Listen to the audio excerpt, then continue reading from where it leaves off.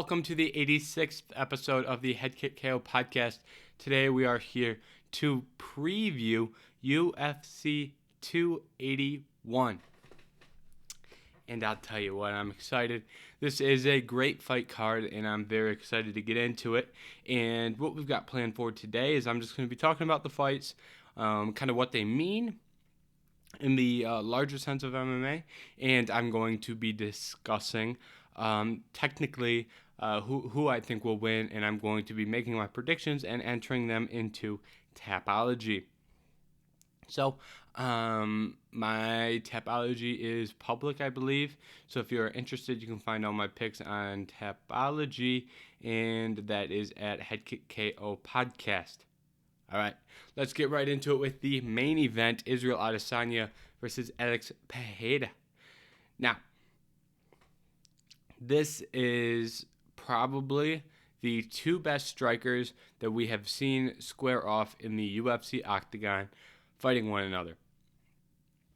For clarification, I'm not saying that they are the best, the two best fighters in the world, but the two best strikers that have ever fought one another, right? Okay, so these two obviously fought twice already in kickboxing, and those fights were interesting, and I think they get misrepresented on occasion. The first fight, I think Israel Adesanya won, and the second fight, Israel Adesanya was doing some good things, and he got a standing 8 count, and then after he got the standing 8 count, he was knocked out. Now, how does that translate to MMA?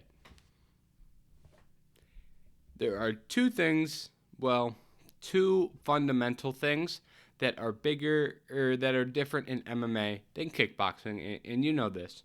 One is the gloves, two is the setting. You are in a octagon, not a ring.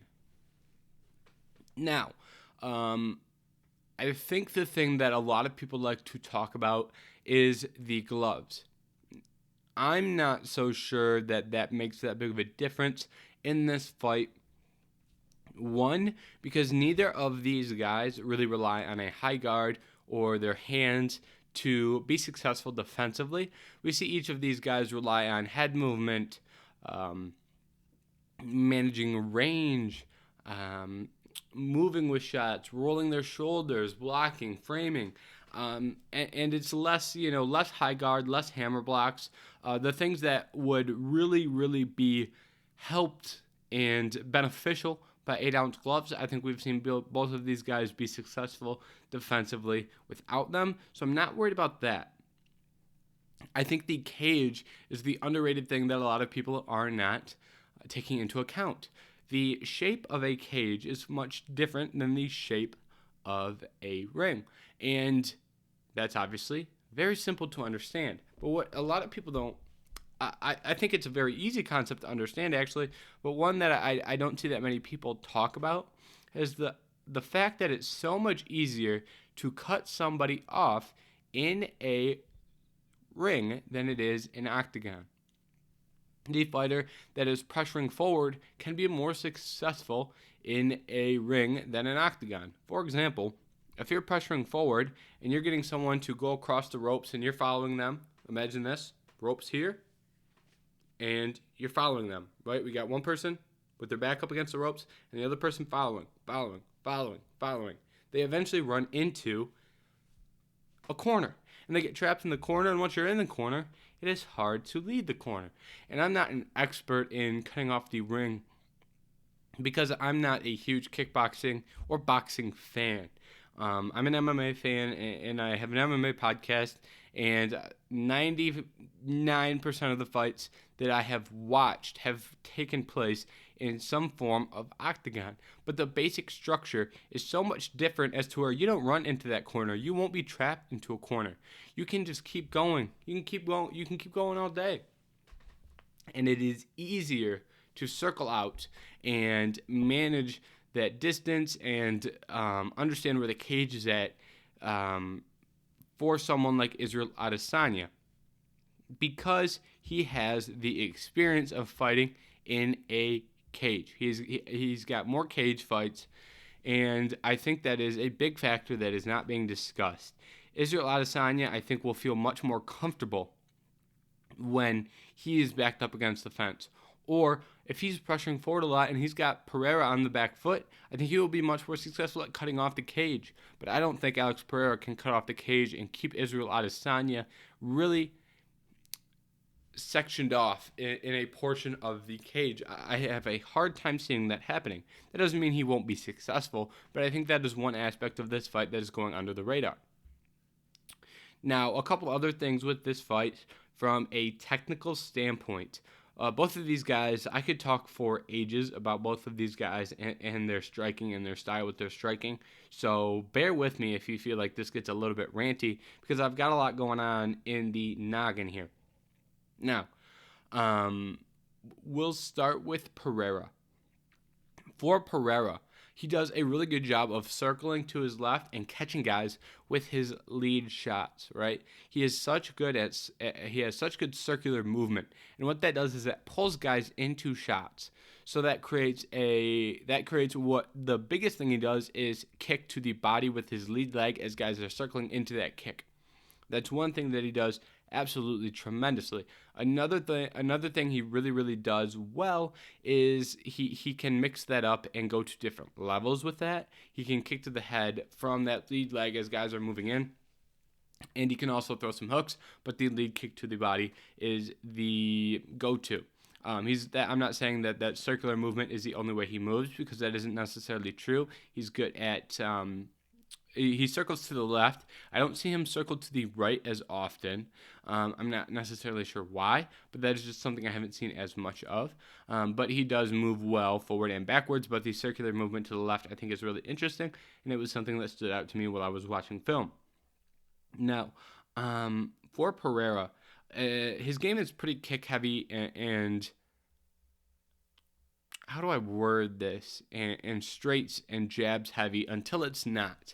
Right? So you'll see sequences where Pereira will throw lead body kick, rear head kick, lead leg kick, rear body kick, lead head kick again, lead teep.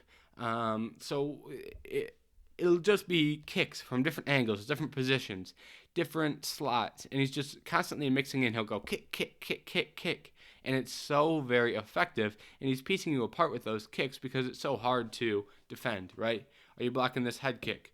Are you blocking this kick to the body? Then he kicks you in the leg, then he comes up, oh, geez, we're knocking out on the mic, we're getting all excited. But then he kicks you in the stomach, with a teep straight down the middle.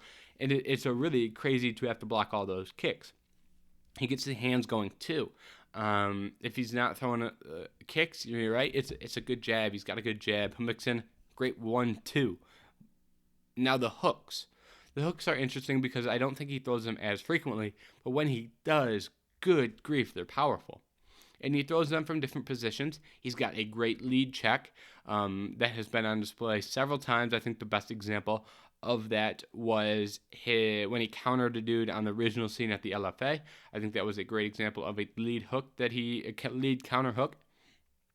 And then against Strickland, it wasn't really a counter, but it was more of a read where he timed a really good left hook as Pereira was going to parry a jab. So it's kind of a counter to the parry, but it's not really a traditional counter, more of a read in my opinion.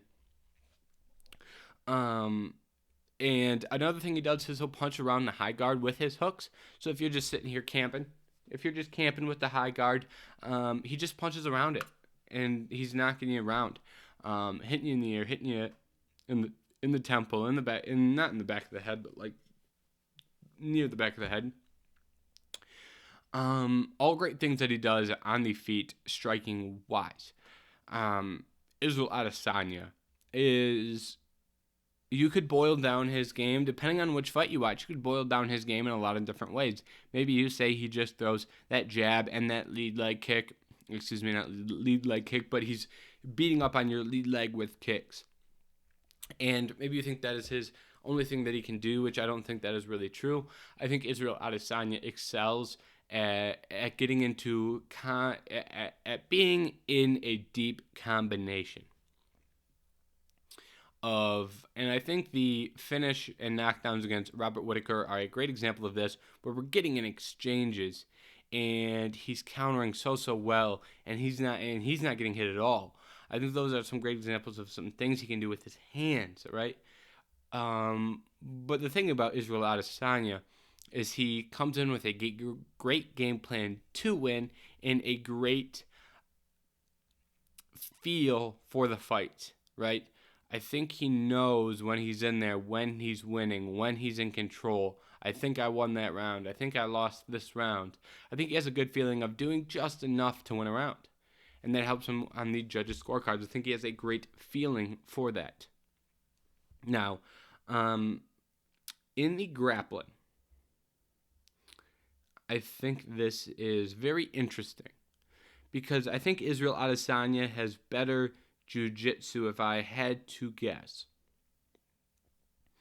And I think that Alex Pereira is far less technical with wrestling and with a lot of aspects of his ground game, but he is so much stronger, physically stronger. When you see these guys next to each other, these two guys are not the same guys. One guy made weight with ease, one guy barely made weight at all, right? These two guys simply are not the same size. Alex Pereira is far bigger. And you could think maybe Israel Adesanya will decide, hey, it's time to attempt a takedown. I'm not necessarily sure that'll work against Pereira because he is so tall and so physically strong. He's hard to take down. Now, if you are just as physically strong, then that worry goes away. If you are the best grappler, if you're, say, Bo Nickel, right? Bo Nickel, I'm sure, could take Alex Pereira down if he could get on the inside and get in on his legs, right? And get a hold of him. He's an elite wrestler. Marvin Vettori, I'm sure, could take him down. Derek Brunson could probably have a chance to take him down. If he's able to get in on the legs, avoiding the shots, there's no chance he takes him down. If he were to start a fight and give Derek Brunson one leg and say, take Alex Pereira down, Derek Brunson's taking him down a large majority of the time. However, Israel Adesanya is not an elite level grappler. He's good, and I think his major focus is defensively. But offensively, I don't think he's got the tools to take Pereira down. And even if he does, he has to overcome that hurdle of physical strength as well, and I think that's a very tough ask. So I don't think we see any grappling here.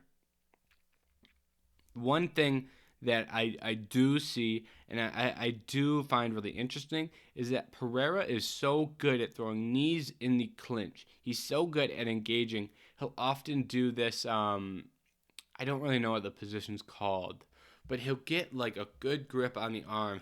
It's almost like an overhook, kind of, where he's digging down on this elbow. I wish I knew what that position was called. But he controls one arm, right? He'll control one arm, and then with the opposite side knee, he will blast you with knees to the body. And they do a lot of damage, and they make a lot of guys tired.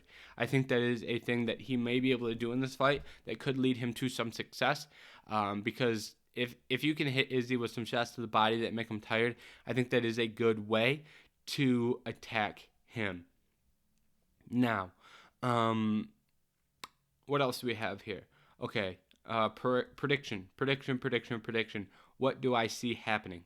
I think Israel Adesanya will control range.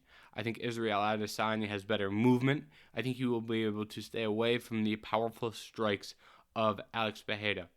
Can Alex Pereira clip Israel Adesanya and put him unconscious once again? I think he can. But I think Israel Adesanya is one of the best in striking defense and not getting hit and not accruing damage. With that in mind, I really lean heavily in his favor in this fight. Offensively, he needs to do enough to win, and he needs to mitigate the risk of entering the pocket. I think a couple ways he can do that is by going jab heavy and leg kick heavy. Once again, I think that the fans don't really like that, but I think it is an effective way for him to win fights because he's so good at it. And I think that's what he does in this one, is I think he just clips him with jabs and straights and hits him in the leg. So I think that is one thing that we will see. I'd also be interested to see how Pereira fares in the later rounds. I think Izzy should invest in the body early with some kicks to the body, maybe not knees, but teeps to the body, kicks to the body. I think those are all things that would be beneficial. And I think if you can get Pereira tired going into rounds 3, 4, and 5, you can stifle his movement a little bit. And if you can stifle his movement, he then becomes harder to hit with the jabs because his head movement won't be as good. And then maybe if you really land in that jab successfully, you can start putting some shots behind it. So with those aspects in mind, I will pick Israel Adesanya. I think he's going to do enough to win at least 3 of these rounds, and I think he does enough defensively to avoid the heavy strikes returning his way. One thing that I do find interesting is that I have the Tapology predictions up on the screen here, and because like I said, I'm entering these on Tapology as we go. Of Israel Adesanya's 61%, 61% of Tapology voters picked Israel Adesanya. Only 29% of those had him by KO. 3% had him by submission. 63% had him by decision. Now, for Pereira, 39% of voters picked him to win this fight. Of those 39%, 87% picked him by KO or TKO, 7% by decision, and 1% by submission. Those numbers don't add up to 100 if you're wondering, because you don't have to provide a method of victory for every fight you pick. Just letting you know. So that's where the extra numbers would have gone if you're a big statistician and were questioning my numbers. That's why that occurred. That's why that's 95% of the voters. 5% didn't give a method of victory. Now that we got the technicals out of the way of that, I think that demonstrates how Pereira is, going to have to win this fight. I don't think it's any secret that he's got to get a knockout here, and I think that Tapology prediction from Tapology voters is an indictment of that. Now, Carla Esparza versus Weili Zhang. Great fight. Actually, it's not that great of a fight. I don't know why I said great fight 3 times. That was a little bit of hyperbole there for me. So it's a good fight. Now, in this one, how do I word what I'm about to say? I really like Weili here, and I don't think I'm breaking any news to anyone, but I have a hard time seeing how Carla Esparza is going to win this fight. Weili Zhang is a good wrestler, right? She's not tremendous. She's not otherworldly. She's not Islam Makhachev. She's not Bo Nickel. She's not Khamzat Chimaev, but she is a good wrestler. Carla Esparza has to go out there and out-wrestle her on the ground to win this fight, and I struggle to see that happening. If you add on top of that Weili's already a good grappler, but she is training at, I believe she's at Fight Ready with, I believe she's been spending time at Fight Ready with Henry Cejudo.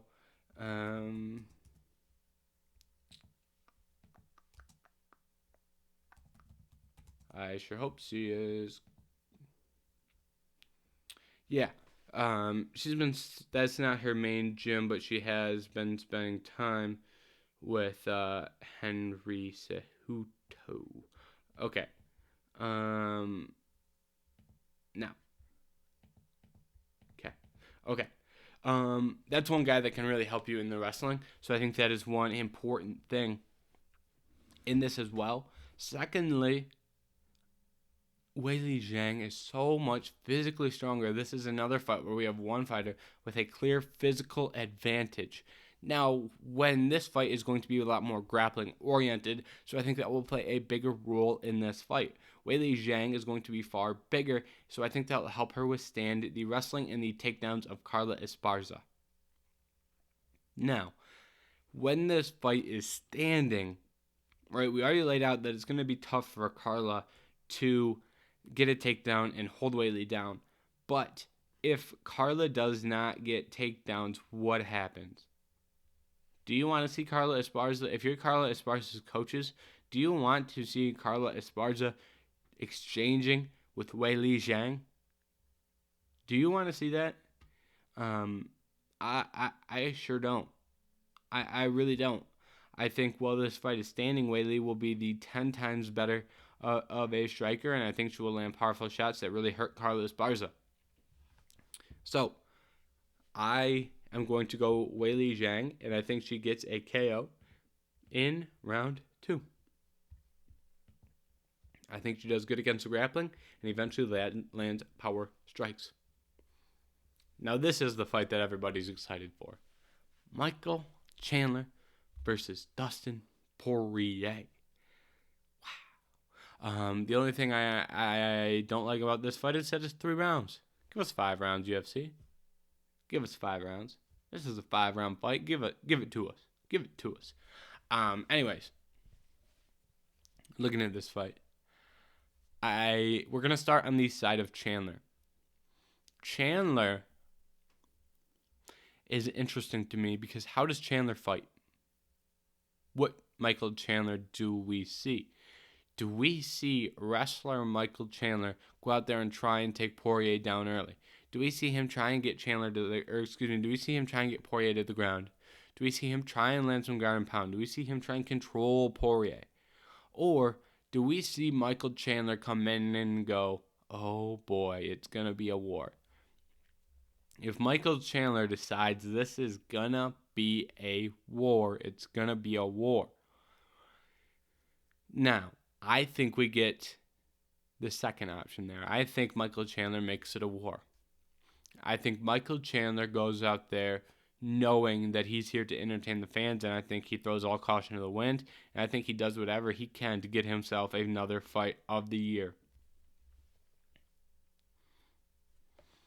In that type of fight, I have to lean Dustin Poirier.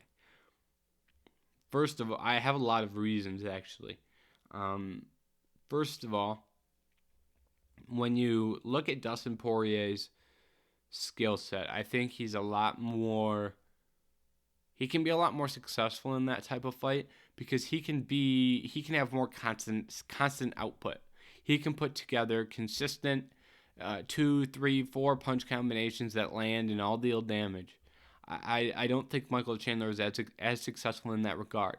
I think Michael Chandler is more reliant on, jabs and then turning that into, jab and a big power right hand behind it. And I think he's more focused on getting in and out with massive power strikes.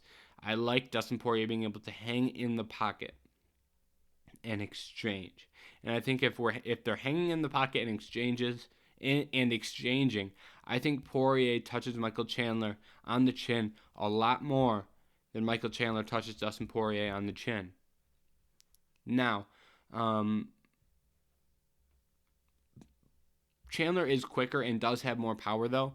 Chandler has a lightning quick right hand that will melt you, right? So if we see Michael Chandler really skip into range well, because that's kind of how skip maybe not kind of a slide a little bit. Kind of think of how to describe that, more of a slide into range and land that powerful strike. He could knock Dustin Poirier out, but I don't think that will be easy because Poirier has such a good feel for the striking that I think once he gets into a rhythm, he's a very hard guy to hit with very powerful shots. So I don't think that will be an issue. Well, 2 other things real quick that I think are major factors that push me toward the side of Dustin Poirier. The first is the leg kicks. Poirier historically does not do that great against leg kicks. Now, that is because of his stance. When you look at his stance, he's so wide, and he doesn't always have a lot of the weight on that front foot. But there's times where he's got a lot of weight on the front foot. If you can catch Michael Chandler when he's got all his weight on the front foot with a perfectly timed leg kick, it's going to do a lot of damage and it's going to hurt him very badly. Even when he doesn't have all his weight on the front foot, you can still poke away at it and do damage very easily. Because he's got such a wide stance, it becomes harder to check those kicks. Now, that I think will be a big issue, because Poirier has shown that he will go out there and he'll kick you right in your leg and you'll go down. He's a very good leg kicker. I'd say he's above average. I don't think he's an all-time great, right? He's not a Barbosa. He's not a Gaethje. And it is interesting because I don't think Gaethje had a ton of success against Chandler with the leg kicks. He had some, but it wasn't like the one thing where you're like, oh man, Gaethje really dismantled him with leg kicks the whole entire time. That wasn't necessarily true, which I thought was quite surprising. But still, I think that Dustin Poirier is so smart and so good at coming up with a game plan. I think he would have a good game plan in mind and in effect to land those leg kicks. Then, I have a lot more trust in Dustin Poirier's chin. Now, that may be a surprising statement to some people because Michael Chandler does have a good chin. I've seen Michael Chandler take massive, massive shots. I've seen Michael Chandler get in wars and not get knocked out and stay in the fight. Michael Chandler is not a quitter. That's not what I'm saying here, but sometimes his chin shuts off. And if you look at a fight like the Justin Gaethje fight, he eats so many shots, but he doesn't get knocked out. But he gets dropped by Tony in the first round. He gets knocked out by Pitbull, right? There's these random fights where he gets clipped just randomly and he'll go down and you're like, that feels strange. Michael Chandler shouldn't get knocked out like that. And I think that is a reflection of how his weight cut down to 155 goes, because I know he has a tough weight cut. So I think there's times where that weight cut doesn't affect him, or that weight cut affects him more than other times. And I think when that weight cut goes bad, I think the chin is worse. When the weight cut is good, I think the chin's better. Right? That's not breaking news, but I think that is especially true in the case of Michael Chandler. And, it's hard to kind of put that into... It's hard to see that on the scale. That's not that easy. You can tell sometimes when guys have really bad weight cuts.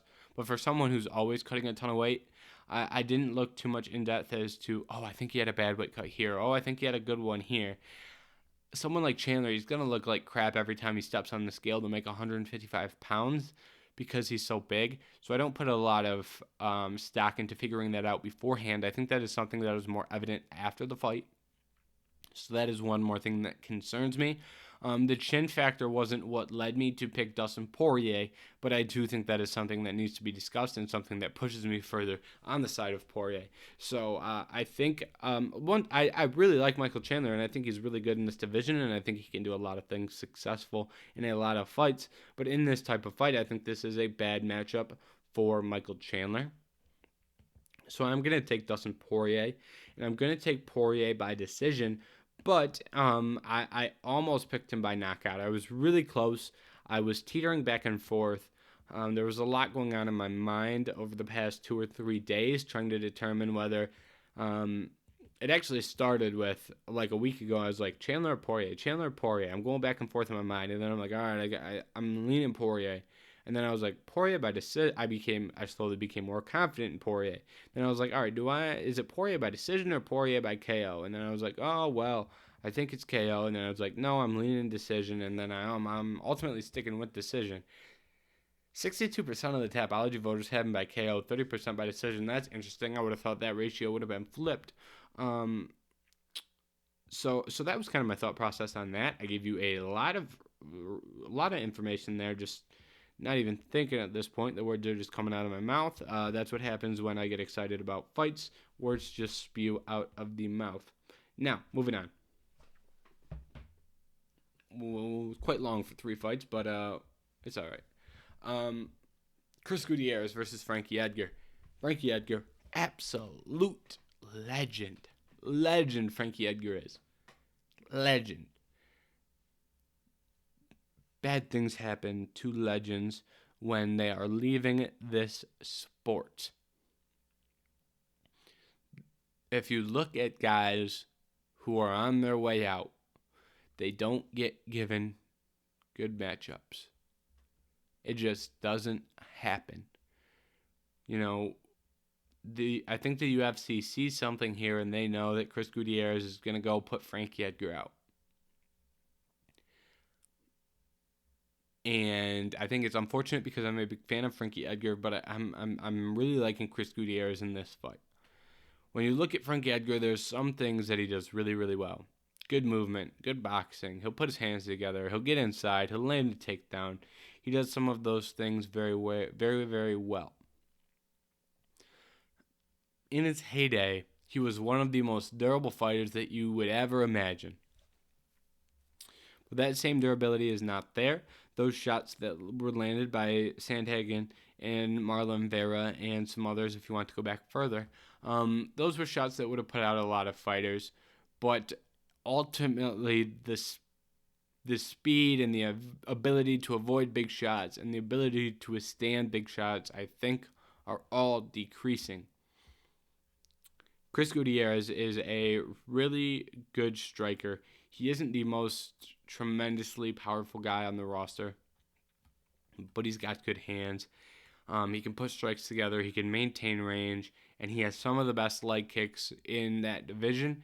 He is a killer with the leg kicks. He's already got one leg kick stoppage in the UFC. I think that is something that he will be able to use against Frankie Edgar. Ultimately, I think the damage will just be too much, and I think Frankie Edgar goes out via stoppage. He may win the first round. You know, he may look good in the first round. You may thinking, oh, classic Frankie Edgar. Classic Frankie Edgar. Look at this, taking out the young gun. And then in the second round, you might go, oh, man, he's getting hit a lot more. And you're like, whoa, no, this isn't going too well. Frankie, come on now. And then by the end of that second round, you're just like, oh, no, Frankie. And we see a stoppage. That's the way I see this fight going. I'm just not confident enough right now in the durability of Frankie Edgar, especially against someone like Gutierrez who will be able to hit him. And Gutierrez isn't someone with like massive knockout power. But on the flip side of that, I think he lands enough volume to be able to put guys out. So I think Chris Gutierrez is gonna finish Frankie Edgar here. Now, this next fight's another really interesting one. Dan Hooker versus Claudio Puelles. This is one of the hardest fights that I've had picking in probably on this card, I'd say. Tapology reflects that. 51% Hooker, 49% Puelles. And that's kind of where my mind was exactly at, honestly. I'll give you my pick right now before the breakdown because, well, we're talking about it. But I was 50-50 Hooker and Puelles. And I'm picking Hooker, so I guess that makes me 51% Hooker, 49% Puelles. And the reason that I'm so, I'm going to talk a little bit more about Dan Hooker first. Dan Hooker is a tremendous fighter that I have a lot of respect for. And he's 1-4 in his last 5. But his 4 fights have been some of the toughest 4 losses you can run into. Islam Makhachev, Arnold Allen, Michael Chandler, Dustin Poirier. How many fighters on the UFC roster don't go 0-4 right there? There's certainly some. There's a handful, right? But there's not very many. 5, 6, 7. I don't know if I were to. Obviously, Arnold Allen being in there makes it a little bit tougher because you got to think about weight classes.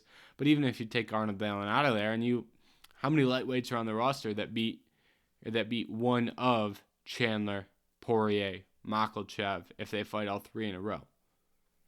I don't think there's very many.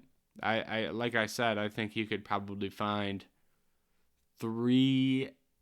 I'd probably go 3 to 6. Yeah, let's do this. This should be fun, actually. We're getting off topic, but I think this is fun.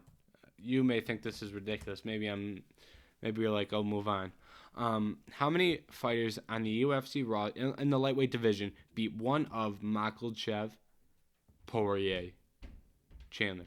We're gonna start with Gaethje. We're gonna start with Oliveira. I think Oliveira does. Oliveira has. Gaethje, I think Gaethje does. Gaethje has. Beneil Dariush, I think is interesting. I'll give him the benefit of the doubt. That puts us at 3. I think Fiziev gets at least one of Poirier or Gaethje. I think he goes at least 50-50 in those fights and loses to Makhachev. Then RDA, nope.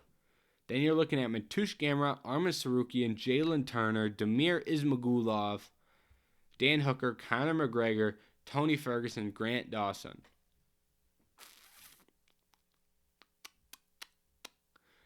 Gamrot and Tsarukyan are interesting matchups for Poirier and Chandler.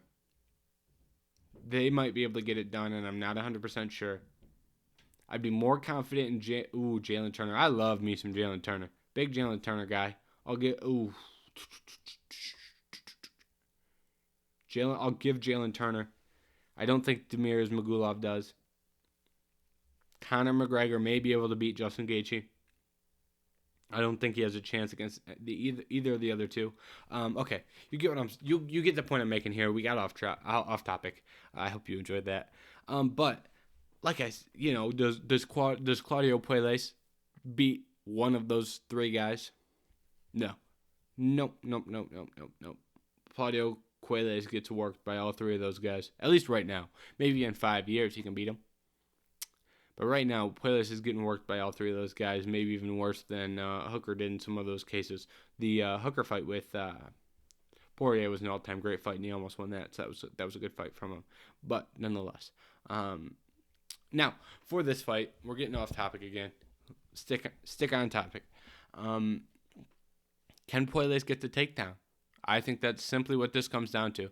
If Puelles can get the takedown and work his jiu-jitsu for 15 minutes or for 5 minutes or for 2 minutes even, I think there's a chance that he wins it. There's a good chance that he wins this bout. If he wins, I think he has to win by submission. I don't think there's a chance he gets a submission Jesus. My brain's all over the place. If Claudio Puelles wins this fight, I don't think there's a chance that he gets a decision or knockout. He has to win by submission. Dan Hooker, if he wins this bout, it's got to be by a decision where he boxes him up, or it's got to be by knockout. So can Claudio Puelles get the takedown? I don't think he's going to be incredibly successful at landing takedowns in this fight. I like Dan Hooker's takedown defense. I don't think Claudio Puelles is some elite level wrestler. Great grappler, great BJJ. He'll find a submission, but I see him struggling to get the takedown here, and I see Dan Hooker outboxing him for 3 rounds. However, if you were to tell me afterwards that Claudio Puelles got a submission in under a minute, I wouldn't be surprised, because even if he doesn't get the takedown, he could create a scramble and find something like a knee bar, maybe not a knee bar in a scramble, but he could find something like a Darce choke, a front choke, and a scramble. All his submission wins in the UFC are by knee bar, but I think he finds a submission if these two get into some intense scrambles. But like I said, I do lean Hooker, but not a very confident selection from me. Moving on to the prelims, Renato Moicano versus Brad Riddell. I like this fight. I think this fight's going to be very fun and very interesting. On the side of, we'll start with Brad Riddell. Brad Riddell is a very, very, very good striker. Good hands. I like what he does on the feet. He's been in wars, and he's won wars, and he's a durable guy. He got finished by Jalen Turner, but Jalen Turner landed, I believe what hurt him badly was the left hook to the left shot to the body. I think it was an uppercut, kind of, to the body. That didn't help at all, especially if you're an audio listener. But he landed that left hand to the body, and I saw an interview earlier this week where Dan Hooker said that Brad Riddell said that shut his whole body off, and then Jalen Turner cinched up that guillotine. Now, for Renato Moicano, he is a very, very good Brazilian Jiu-Jitsu practitioner. Great submissions, great chokes, great guillotine. He can do a lot of things on the ground. He's not bad at getting takedowns either, which is something that I like to see out of guys who are Brazilian Jiu-Jitsu oriented grapplers. I like to see them go out there and be able to get a takedown because there are some BJJ practitioners out there who don't really have much of a takedown plan, so they have to rely on being on bottom. I like the guys who can work from top because then it can help them win a decision if they can't find that submission. Moicano, though, has really good hands, and I think he's underrated on the feet. He's got some decent leg kicks.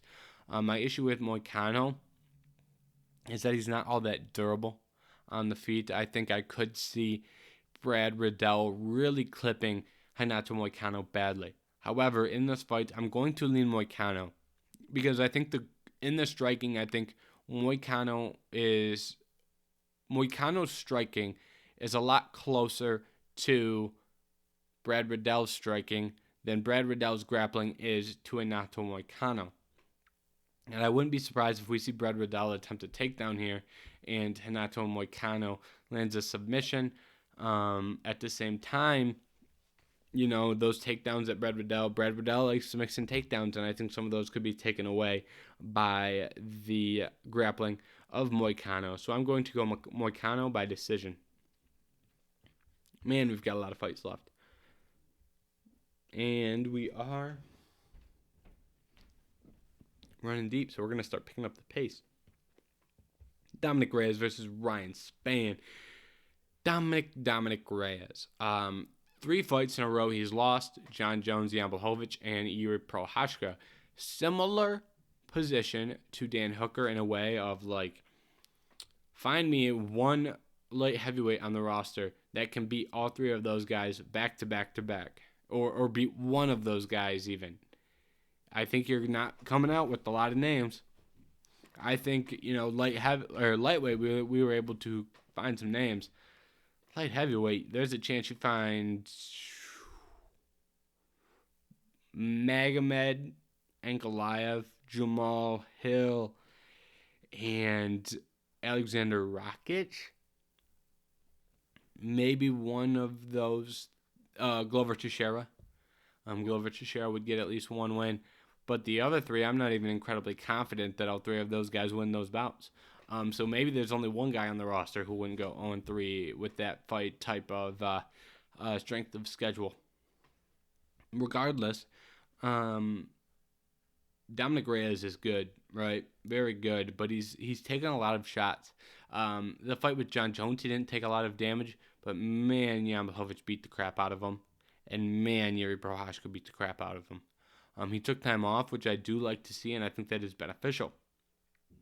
Ryan Spann is someone who has been hurt in the past, and I think he's really fluttered around success and I don't want to say failure, because failure is a little bit more strongly worded than I'd like to use in this scenario. But he's fluttered around success and failure.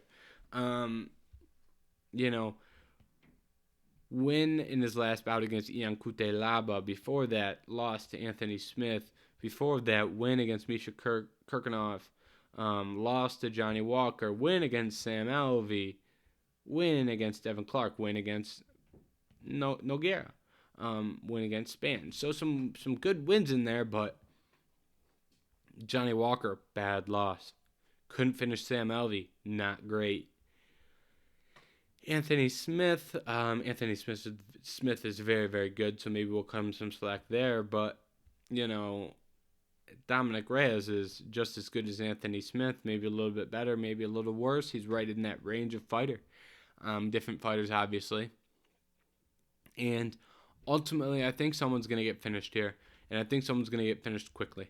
I think one of 3 things is going to happen. We're either going to see Dominic Reyes really, really hurt Spann badly and knock him out, or we'll see Reyes we'll see Spann land some shots on Reyes and start to wear on Reyes, and Reyes eventually goes out, or we see Spann land a shot and submit Reyes like a club and sub.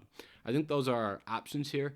I do lean Reyes because I think he is, just a better fighter at this point in his career. and I'm not out on him yet. I think taking the time off, I think, is beneficial, and we'll see if it works out for him here. Aaron Blanchfield versus Molly McCann. This is a fight that I was like, all right, lock in Molly McCann, lock in Aaron Blanchfield and put your bank account on it and win. She's a minus 400 favorite, and just take the small payout it gives you. But after some more research into this fight, I like Molly McCann more than I originally did. Molly McCann's going to be, far more experienced, far more ready to compete at the stage that she's about to compete on. This will be the biggest fight of Aaron Blanchfield's career. It may be the biggest fight of Molly McCann's career. Last fight was probably the biggest fight of Molly McCann's career too. You could make a case the fight before that was one of the biggest fights of her career too. 2 spinning elbow knockouts in a row. The first one, probably not a lot of pressure going in, but the second fight, the last fight that Molly McCann had, she was now 10 times bigger than she was. She was 10 times more well-known. She was 10 times more popular among a more casual audience. And her name in MMA circles exploded, right? And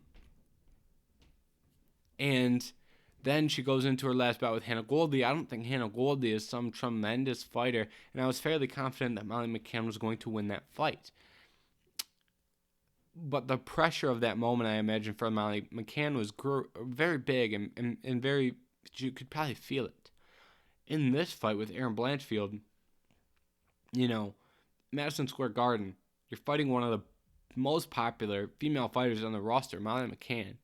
How does Aaron Blanchfield, who's 23 years old, Aaron Blanchfield is a tremendous prospect, 23 years old. How do you react to that pressure? It's certainly not easy. Can she do it? She might be able to, but it's scary. It's a scary thing to think about. From a stylistic standpoint, Molly McCann probably will be much better on the feet. She'll probably be able to box Aaron Blanchfield up a little bit when they're standing. And Aaron Blanchfield's going to have to get this to the ground.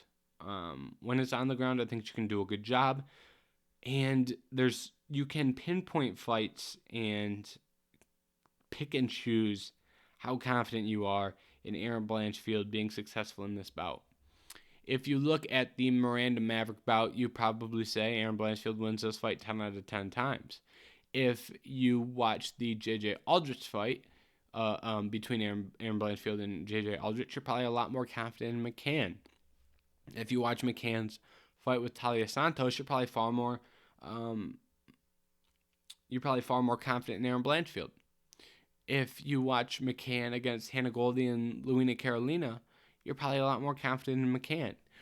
So I think it's going to be a matter of who shows up and who's ready to go in that moment, and is Blanchfield able to get the takedown? Those are my 2 questions. I think I would not be confident to put a minus 400 favorite of Aaron Blanchfield in a parlay. That is not something I would have said, 2 weeks ago, probably even a week ago. But my opinion has changed a lot over the last week. So that is my thought process there. I'm taking Blanchfield by decision. But if Molly McCann wins this, I would not be surprised. Now, moving on. Andre Petroski versus Wellington Turman. Andre Petroski is, pretty well known due to his time on The Ultimate Fighter, and he looked good on The Ultimate Fighter. Petroski is a very powerful guy, good at finding a submission, big hands, great jiu-jitsu, ability to find submissions. I really like that aspect of his game. Some really good performances in his last couple of fights. Submission win over Nick Maximov, and I think he's got a couple other submissions. I don't know off the top of my head, honestly, but he's done well in being able to find submissions. Anaconda against Nick Maximov, arm triangle before that, ground and pound before that. Last loss was to Brian Battle at The Ultimate Fighter. He lost via choke, but he was pretty tired when that happened. Now, Aaron Jeffrey was his previous loss before that. Also, that was on the regional scene. And in grappling competitions, Fury Pro Grappling, he submitted Eric Anders, and he's got a decision over Phil Hawes. Those are some good grapplers, so it's interesting to see him be so successful in the grappling realm against those guys. Phil Hawes is a little bit better than Eric Anders on the ground, but he still submitted a UFC fighter in a grappling competition, so I do find that impressive. Wellington Turman is an interesting case, and I don't really have a good read on him as a fighter. To be honest, he won that fight with Misha Serkinov in decent fashion. He was able to get an armbar there. I have no clue why that was the co-main event of a fight night. That was a bad fight night card. And before that, he beat Sam Alvey by decision, lost to Bruno Silva. That'll happen. Lost to Andrew Sanchez. I got to lean Andre Petrosky here. I'm just more confident in him being a quality fighter, which I'm not even super confident in saying, but right now I'll lean Petrosky by submission. Give me round 1. I am concerned about Petrosky's cardio the longer that fight goes, though. Next fight, Ottoman Azatir versus Matt Frevola. This is a fight I'm looking forward to. If you don't know who Ottoman Azatir is, he is the guy that a couple years ago got cut from the UFC because someone was trying to sneak him a bag into the hotel, and he got cut for breaking COVID protocols. Then the UFC was like, we'll sign you back. It happens. And now he's fighting again. And if Ottoman Azatir touches Matt Frevola with a big shot, Matt Frevola will turn into, he'll be as stiff as this mic stand. This mic stand is kind of crappy, though, so it's got a little bit of bend to it. So he might be stiffer than that mic stand, actually. Ottoman Azatir has a lot of power. If he lands a good shot, you're going out. You're going to sleep. He's got the death touch. Matt Frevola does have good hands. He's not an outstanding boxer, but he can wrestle as well, too, and he can put some things together. However, he has been hit with big shots in the past. Terrence McKinney knocked him out. I'm not incredibly, a lot of people like Matt Frevola, but I really see Ottoman Azatir landing a big shot at some point in a 3-round fight. So I will take Ottoman Azatir via first-round knockout. Carolina Kovalevich versus Sylvia Gomez Juarez. If you were to look at my Tapology record, I think the closely lined female fights at the bottom of the card are some of the hardest fights that I have in predicting. And the reason for that is because there's times where I'm talking myself into the underdog. I'm like, they don't do a great job aligning these fights. Give me the dog, and then the dog loses. There's other times where I'm like, I really like this favorite. I've seen them do some good things, and then they lose. There's one thing I know, is that Karolina Kovalevich can't even decide if she wants to be a UFC fighter. As much as that sucks to say, she can't decide if she wants to be an MMA fighter. She can't decide if she wants to be a UFC fighter. And I'm not going to pick someone who can't decide if they want to be a UFC fighter. And on top of that, Sylvia Gomez Juarez has some strong hands, right? I believe she won her last fight via knockout, which is, not something you see all the time. Especially in female MMA, I don't think the knockout ratio is nearly as high. She won the last fight with a first-round knockout. 2 fights before that, armbar finishes. Not for her, she lost via armbar. So I do lean Sylvia Gomez Juarez. I think she lands a big shot, and I think Karolina Kovalevich goes, this is why I don't want to be a UFC fighter. As much as it sucks to say, But she's just Carolina in my eyes has just been flirting so much between retirement and not retirement, and committing and not committing, where I just can't confidently pick in her favor. Mike Trizano versus Sang Woo Choi.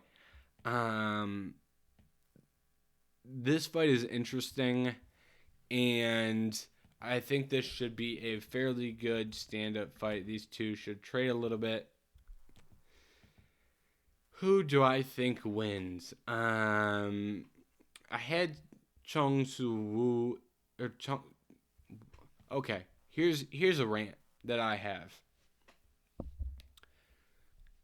UFC, Tapology, Google, SureDog. I think those are the 4 places. You see fighters' names in those 4 places.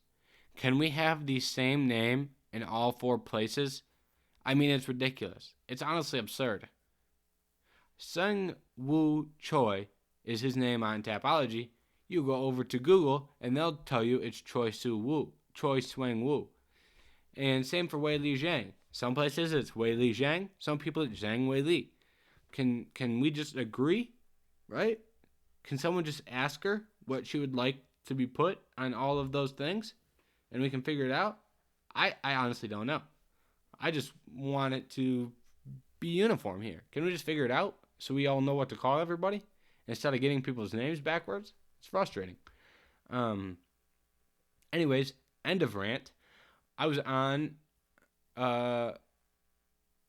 Chung Woo Choi in his last fight against Josh Culibao, and Culibao took him. I think that was a pretty. That fight went pretty far in Culibao's favor. He won that pretty easily. And Trizano is not someone that I'm incredibly high on. I lean Choi, but I don't really have a strong read on this fight. And I don't have as good of a read on these guys as fighters. Julio Arce versus Montel Jackson. If you can't tell, my research drops off a cliff once we get to Julio Arce and Montel Jackson, and Mike Trizano and Sang Woo Choi. I'll go Montel Jackson. By decision, I don't really have much to add. I don't really. That's my apologies. Carlos Ulberg and Nikolai Negumereanu. I do have a lot more to speak on. Negumereanu is someone that I'm a lot higher on than most people. Negumereanu is a good fighter who can do some things. He's durable. He'll get in your face. He'll make things ugly. He'll make you fight. He will make you tired, and he will find success in those types of fights. Once he wears you down, he'll hit you with big shots. He does a lot of things that I really, really like in a fighter, especially in those types of skills are not as transferable to the rankings. But when you're not a ranked fighter, when you're someone of Nikolai Negumereanu's status, and you're fighting names like Ihor Potera, Kennedy Njokuani, Ike Villanueva, Alexa Kumur, you can have that skill set and find a lot of success. Because a lot of guys aren't going to be able to fight through that pressure.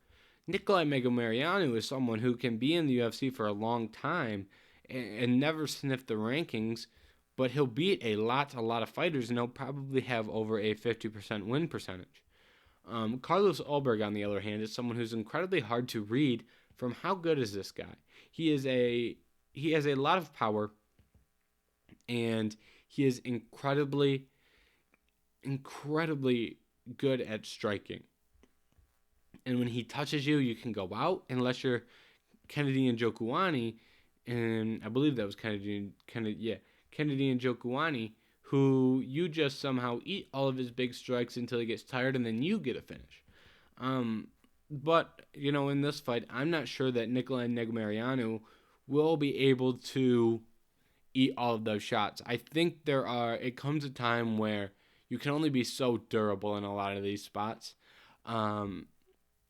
Nikolai Negumereanu is durable, but he's not, the most durable guy of all time, right? He's not like the you have to have serious durability to be able to withstand 3 rounds or enough strikes that make Ulberg tired. I don't think he has that same amount of durability.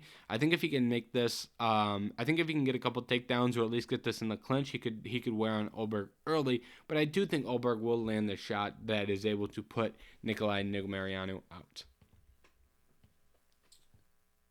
And we are already over an hour. This is the end of the UFC 281 preview. I hope you enjoyed. Those are all my picks. And I hope you learned some stuff. I hope you enjoyed the conversation. We went off on some rants. I think it was a fun day.